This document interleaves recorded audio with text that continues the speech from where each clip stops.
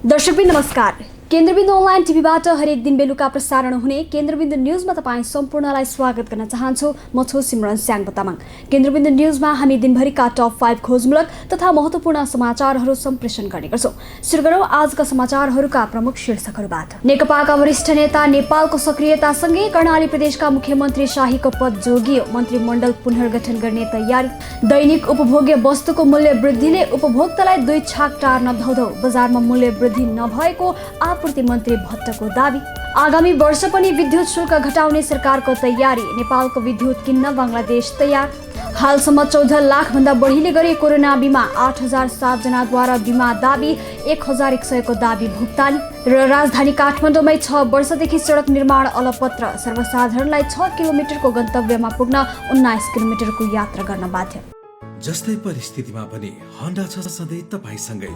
त्यसैले अब होन्डा हुनेछ तपाईसँग मात्र 1 रुपियाँको डाउन पेमेन्ट वा 1 रुपियाँको इएमआई वा 1% इन्ट्रेस्ट रेटमा।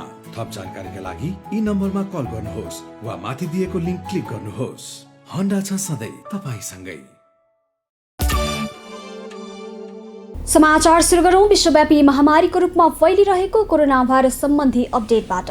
विश्वभर कोरोना भाइरस संक्रमितको संख्या 3,98,98,000 नाघेको छ भने संक्रमणबाट मृत्यु हुनेको संख्या 10,86,000 नाघेको छ। त्यस्तै विश्वभर निको भएर घर फर्किनेको संख्या 2,86,35,000 नाघेको छ। यता नेपालमा आज सोमबार 18 जनाको मृत्यु भएको छ। यससँगै कुल मृत्यु हुनेको संख्या 663 पुगेको छ। त्यस्तै आज देशभर 3,556 जना संक्रमित थपिएका छन्। यो सहित नेपालमा कुल संक्रमितको संख्या 1,15,358 जना पुगेको छ।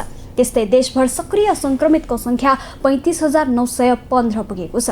विगत 24 घण्टाको अवधिमा काठमाडौँ उपत्यकामा मात्र 2,129 जनामा संक्रमण पुष्टि भएको छ।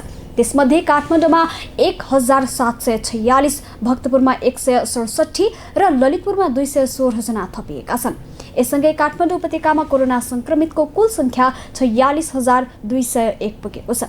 स्वास्थ्य तथा जनसङ्ख्या मन्त्रालयका प्रवक्ता डाक्टर जागेश्वर गौतमका अनुसार मंगलबार 1,503 जना कोरोना संक्रमण मुक्त भएका छन्। यससँगै कुल निको हुनेको संख्या 78,780 पुगेको छ। त्यस्तै पछिल्लो 24 घण्टामा 15,577 PCR गरिएको छ। योसँगै देशभर कुल 12,07,091 PCR परीक्षण गरिएको छ। अब पूरा समाचार। दर्शकबिन, देशको संघीय राजधानी अर्थात् काठमाडौँ भनेपछि सबै सेवा सुविधाले सम्पन्न हुन्छन् भन्ने धेरैको मानसिकता छ। तर काठमाडौँकै कतिपय बासिन्दाले भने 6 किलोमिटरको गन्तव्यमा पुग्न 19 किलोमिटरको यात्रा गर्न बाध्य छन्। हेरौँ यसै विषयमा तयार पारिएको यो।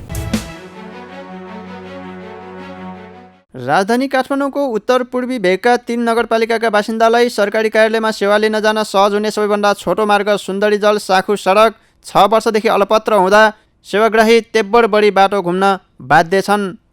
यो मार्गमा पर्ने घट्टे खोलामा विक्रमसम्म 2071मै सवारी गुड्ने पुल बनिसके पनि ट्र्याक खुलेको सडक स्तरोन्नति नहुँदा 3 नगरपालिकाका बासिन्दा तेब्बरभन्दा बढी सडक घुमेर सेवा लिन जान बाध्य बनेका हुन्। यो सडक सञ्चालनमा आए गोकर्णेश्वर, कागेश्वर, मनोहरा र शङ्करापुर नगरपालिकाका सेवाग्राहीलाई साँखुमा रहेका कार्यालयमा जान सहज हुनेछ। यो सडक बनेमा 6 किलोमिटर यात्रापछि साँखु पुग्न सकिने कागेश्वरी मनोहरा 2 का बासिन्दा कृष्णजी खड्का बताउँछन्।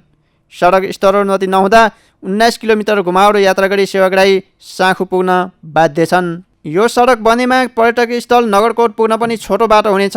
यो सडकले पर्यटकीय स्थल सुन्दरीजल, कागेश्वरी, साँखु र नगरकोटलाई पनि जोड्छ। प्राचीन कालदेखि नै बुढा नीलकण्ठदेखिका मानिस माघ महिनामा लाग्ने सालिनरी मेला भर्न आउने यो मूल बाटो पनि थियो। 15 वर्ष अघि नै ट्र्याक खुलेको यो सडक स्तरोन्नति नहुँदा गोकर्णेश्वर, कागेश्वरी, मनोहरा र शङ्करापुरका केही भागका मानिस सार्वजनिक यातायातमा 19 किलोमिटर घुमाउरो यात्रा गरी साँखु पुग्न बाध्य छन्। यो सडक मर्मतका लागि शङ्करापुर नगरपालिकाले बजेट समेत विनियोजन गरेको वडा नम्बर 7 का वडा सदस्य भाइकाजी श्रेष्ठले जानकारी दिए। यो सडक मर्मत भएमा जोरपाटी थली साँखु सडकको वैकल्पिक मार्ग समेत हुनेछ। जोरपाटी थली साँखु सडक विस्तारका लागि ठेक्का भएको आधा दशक बितिसक्दा समेत काम पुरा हुन सकेको छैन, जसका कारण स्थानीयवासी हिउँदमा धुलो र बर्खामा हिलोमा यात्रा गर्न बाध्य छन्। गोकर्णेश्वरका वडा नम्बर 1, 2 र 4, कागेश्वरी मनोहराका वडा नम्बर 1, 2, 3 र 4 एवं शङ्करापुरका वडा नम्बर 9 मा जग्गा एकीकरणका माध्यमबाट बस्ती विकास गर्न आयोजना समेत स्थापना भएकाले पनि यो सडक बनाउनु पर्ने स्थानीयवासीको माग छ। कोरोना महामारीसँगै कोरोना बिमा गर्नेहरूको संख्या पनि बढ्दो छ। हालसम्म 14 लाखभन्दा बढीले कोरोना बिमा गरेका छन् भने 1100 को दाबी भुक्तानी भएको बिमा समितिले जनाएको छ।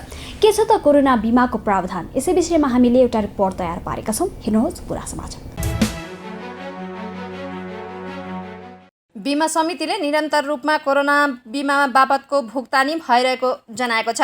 सरकारले गत भदौ 29 गते संशोधन गरेको कोरोना बिमा सम्बन्धी कार्यविधिका कारण केही समस्या आएको दाबी भुक्तानी अहिले निर्वाध रूपमा भइरहेको जनाएको छ। समितिका कार्यकारी निर्देशक राजु रमण पौडेलले अहिले भुक्तानीमा कुनै समस्या नआएको बताए। बिमा समितिले गत भदौ 29 गते कोरोना बिमा निर्देशिका संशोधन गरेको थियो। सोभन्दा अघिसम्म दाबी भुक्तानीका लागि कोरोना भाइरसको रिपोर्ट सरकारी ल्याबबाट नै परीक्षण गरिएको हुनुपर्ने भनिएको थियो। सरकारी निकायबाट सञ्चालनको अनुमति लिएका निजी ल्याबमा गरिएको परीक्षणलाई समितिले मान्यता नदिँदा त्यसको चर्को विरोध भएको थियो। त्यसपछि समितिले अनुमति पाएका निजी ल्याबबाट गरिएको परीक्षणलाई पनि मान्यता दिने निर्णय गर्यो। तर बिमा कम्पनीहरूले भने त्यो मान्यतालाई कार्यान्वयन गरेका थिएनन्।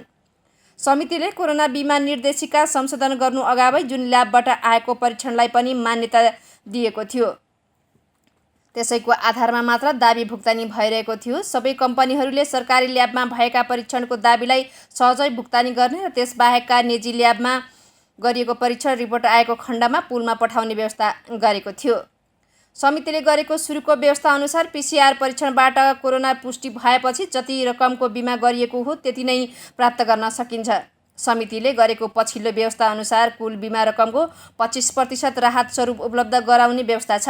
त्यस्तै अरू रकम उपलब्ध गराउँदा उपचार गर्दा कति खर्च लाग्यो भन्ने डाक्टरले लेखेको पर्चीको आधारमा मात्रै उपलब्ध गराउने व्यवस्था छ। कोरोना बिमा 50,000 र 1 लाख रुपियाँका गरी दुई प्रकारका रहेका छन्। 50,000 रुपियाँको कोरोना बिमा गर्ने व्यक्तिले 500 रुपियाँमा बिमा शुल्क तिर्नुपर्छ भने 1 लाख रुपियाँ बिमा गर्नेले 1,000 रुपियाँ तिर्नुपर्छ। परिवारकै बिमा गर्दा भने छुट हुन्छ। 2 भन्दा बढी सदस्य रहेको परिवारले 50,000 को कोरोना बिमा गर्दा प्रिमियम प्रति सदस्य 300 रुपियाँ लाग्छ भने 1 लाख रुपियाँको गर्न 600 रुपियाँ लाग्छ। बिमा स्वीकृति भएको 15 दिनपछि यो वर्ष चैत मसान्तसम्म मात्रै कोरोना पुष्टि भएमा बिमा दाबी गर्न सकिने व्यवस्था छ। हालसम्म कोरोना बिमा बापत 8,700 दाबी परेको छ। 1,100 दाबीको भुक्तानी भइसकेको छ भने 83 करोड रुपियाँ प्रिमियम सङ्कलन भएको बिमक सङ्घले जनाएको छ। गत असोज 20 गतेसम्मको कोरोना बिमा गराउनेको सङ्ख्या 14,01,609 जना पुगेको छ। केन्द्रबिन्दुका लागि कमला अर्यालको रिपोर्ट। ऊर्जा जलस्रोत तथा सिंचाई मन्त्री वर्षमान पुनले आगामी वर्ष पनि विद्युत शुल्क घटाइने बताएका छन्। इतिहासमै पहिलो पटक चालु आर्थिक वर्षमा विद्युत प्राधिकरणका घरेलु र औद्योगिक ग्राहकको शुल्क घटाइएको स्मरण गर्दै मन्त्री पुनले आगामी वर्ष थप सस्तोमा विद्युत उपलब्ध गराइने उल्लेख गरेका हुन्। हेरौँ पुरा समाचार।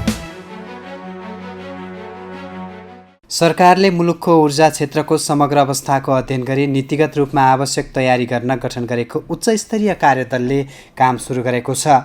ऊर्जा जलस्रोत तथा सिंचाई मन्त्रालयमा आज कार्यदलको पहिलो बैठक बसेको हो। ऊर्जा क्षेत्रको सुझावको मस्यौदा तयार पार्ने जिम्मेवारीसहित बैठकले प्राविधिक समिति पनि गठन गरिसकेको छ।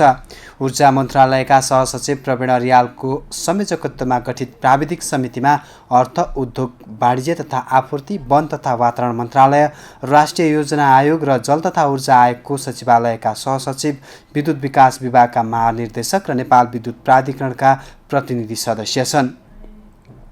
समितिलाई स्वतन्त्र ऊर्जा उत्पादक तथा निजी क्षेत्रको समेत सुझाव समेटेर आगामी कार्तिक मसान्तभित्र नीतिको प्रस्तावित मस्यौदा मूल समितिमा पेश गर्न कार्यादेश दिएको छ। बैठकमा ऊर्जा मन्त्री पुनले आगामी वर्ष पनि विद्युत शुल्क घटाइने जानकारी दिए।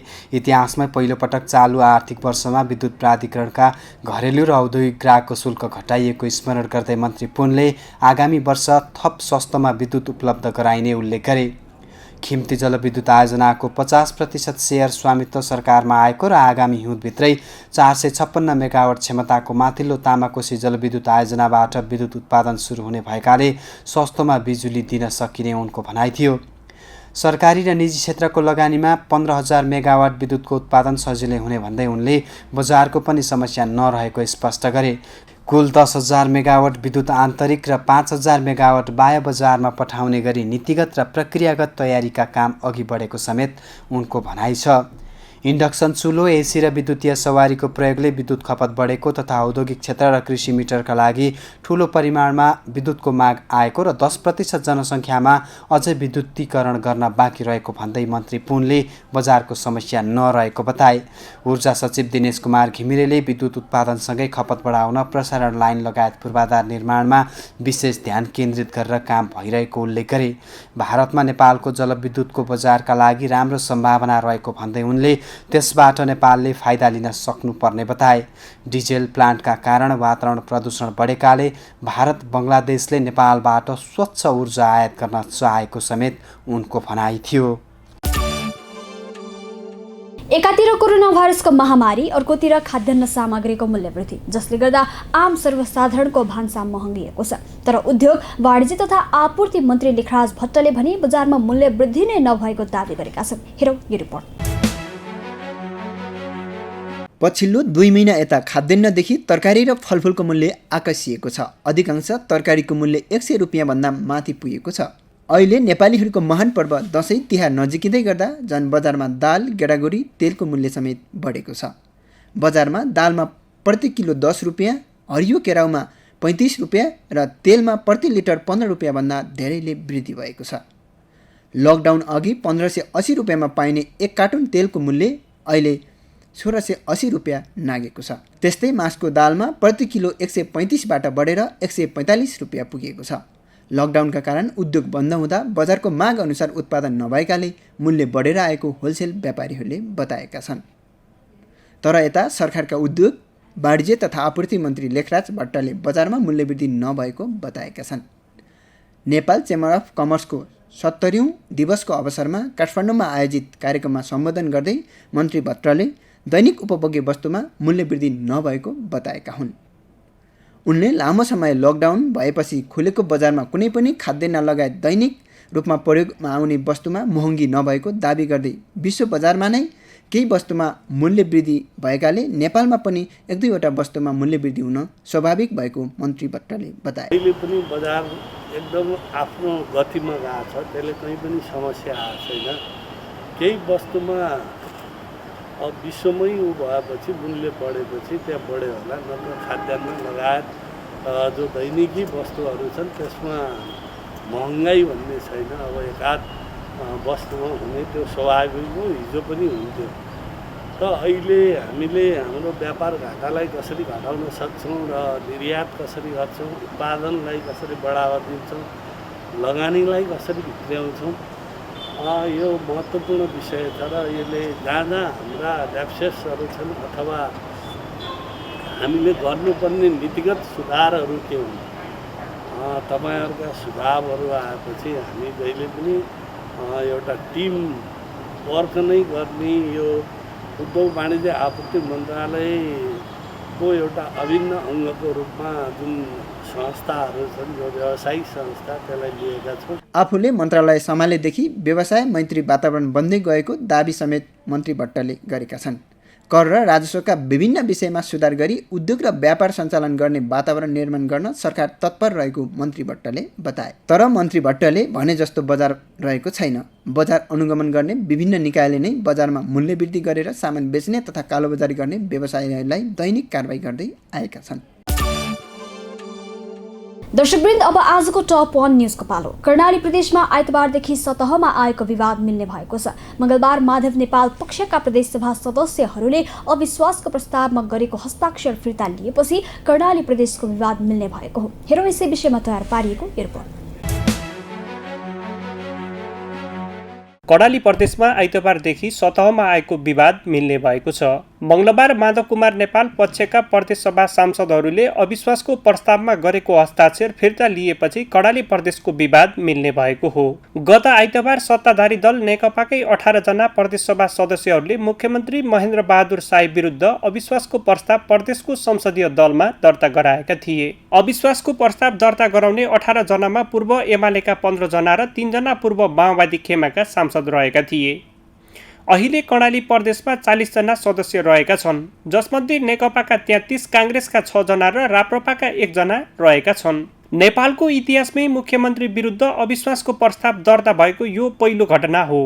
नेकपाका केन्द्रीय सदस्य निरज आचार्य नेतृत्वको टोलीले कर्णाली प्रदेशमै पुगेर वरिष्ठ नेता नेपाल निकटका प्रदेश सभा सदस्यहरूलाई अविश्वासको प्रस्तावका लागि गरेको हस्ताक्षर फिर्ता लिन आग्रह गरेका थिए। उनको आग्रहपछि आजको बैठकमा नेपाल निकटका कुनै पनि हस्ताक्षर गर्ने सांसदहरू बैठकमा गएका छैनन्। नेपाल पक्षका सांसदहरू बैठकमा उपस्थित नभएपछि आज दिउँसो 1 बजेका लागि बोलाइएको प्रदेश संसदीय दलको बैठक अहिलेसम्म बस्न सकेको छैन।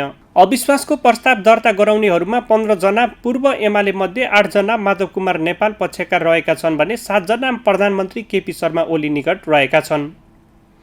नेपाल निकट सांसदहरू बैठकमा सहभागी नभएपछि शाही विरुद्धको प्रस्ताव स्वतः तुइएको छ। नेपाल निकटका सांसदहरूले अविश्वासको प्रस्तावका लागि गरेको हस्ताक्षर फिर्ता गरेसँगै मुख्यमन्त्री शाहीले केही दिनमै मन्त्रीमण्डल पुनर्गठन गर्ने सहमति भएको स्रोतको दाबी छ। मन्त्रीमण्डल पुनर्गठन गर्दा वरिष्ठ नेता नेपाल समूहलाई 3 वटा मन्त्रालय दिने तयारी समेत भएको स्रोतले जनाएको छ। अविश्वासको प्रस्तावमाथि हस्ताक्षर गरेर बैठकमा नजाने सांसदहरूमा चन्द्रबहादुर शाही, सुशील कुमार थापा, करवीर शाही, कुर्मराज शाही, अमरबहादुर थापा, पद्मबहादुर रोकाया, पद्मा खड्का र देवी ओली रहेका छन्। त्यस्तै अविश्वासको प्रस्तावमा हस्ताक्षर गर्ने नेपाल निकट सांसदहरूले एकाएक नाटकीय रूपमा हस्ताक्षर फिर्ता गरेपछि नेपाल निकट सांसदहरूलाई हस्ताक्षरसँग मन्त्री पद साटेको आरोप लागेको छ। अविश्वासको प्रस्तावको पक्षमा हस्ताक्षर गरेका कुर्मराज शाहीलाई मुख्यमन्त्री शाहीले सचेतकमा समेत नियुक्त गरिसकेका छन्। मुख्यमन्त्री शाहीले कुर्मराजलाई सचेतकमा नियुक्ति गरेसँगै उनी हस्ताक्षर फिर्ता लिएर अविश्वासको प्रस्तावबाट ब्याक भएको नेकपाकै नेताहरूको आरोप छ। सोमबार मुख्यमन्त्री शाहीले प्रमुख सचेतक गुलाबजङ शाहलाई प्रमुख सचेतकको जिम्मेवारीबाट मुक्त गर्दै सचेतक सीता कुमारी नेपालीलाई प्रमुख सचेतकमा नियुक्त गरेका थिए। सचेतक नेपालीलाई प्रमुख सचेतकमा नियुक्त गरेपछि रिक्त रहेको सचेतक पदमा कुर्मराज शाहीलाई मुख्यमन्त्रीले मङ्गलबार नियुक्त गरेका हुन्। आइतबार नेकपाका 18 जना सांसदले पार्टी संसदीय दलका नेता समेत रहेका मुख्यमन्त्री शाही विरुद्ध अविश्वासको प्रस्ताव दर्ता गरेका थिए। अविश्वासको प्रस्ताव दर्ता भएसँगै शाही नेतृत्वको सरकार ढल्ने आकलन गरिएको थियो, तर 2 दिनसम्म केन्द्र र प्रदेशमा चलेको रस्साकसीपछि मङ्गलबार वरिष्ठ नेता नेपाल पक्षका 8 जना सांसद हस्ताक्षर फिर्ता लिन सहमत भएका छन्। नेपाल पक्षको बलियो साथ पाएसँगै तत्कालका लागि मुख्यमन्त्री शाहीको पद जोगिने भएको देखिन्छ। यतिन्जेल केन्द्रबिन्दु न्युज हेरेर साथ दिनु भएकोमा तपाईँ सम्पूर्णलाई धेरै धेरै धन्यवाद। भोलि पुनः यही समयमा आउने बाचा गर्दै छुटिन चाहन्छौँ। नमस्ते।